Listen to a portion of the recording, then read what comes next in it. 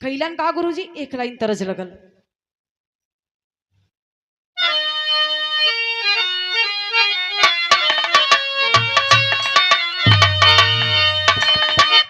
वाह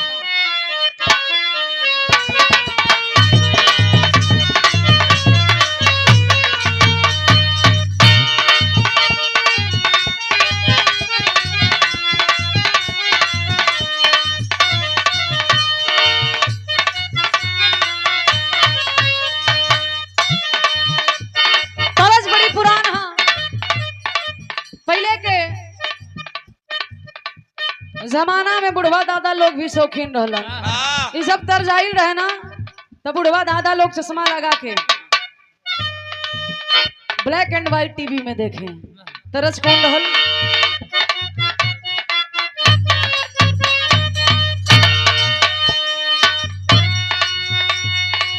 बुढ़वा मलाई खाए बुढ़िया खाए लपसी।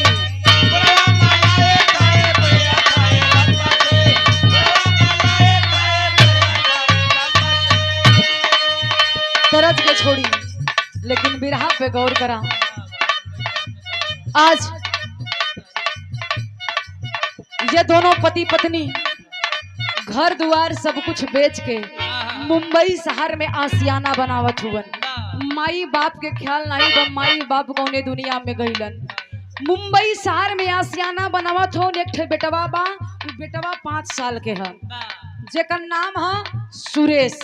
आज आरजू, उसकी पत्नी रीतू और बेटा सुरेश मुंबई शहर में एक आसियाना बनाने चल रहे हैं।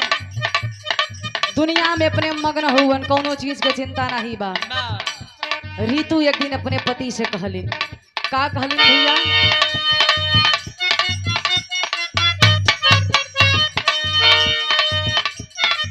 ए पिया दिला के सपना में सजाएगा,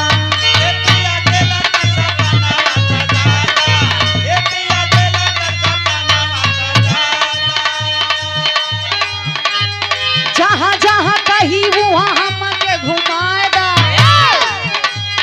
जहाँ जहाँ कहीं वहाँ हमके घुमाएगा।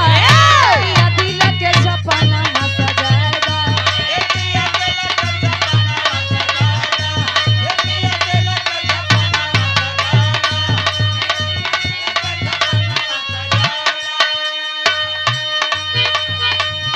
कहलिन पति देव से, ये पिया हमार सपना पूरा कर दा। आरजू कॉलन तोहरे सपना में तो हमार जिंदगी बीतत बा। अरे तू तो हमार दिल के ना, हमरे जिंदगी के रानी।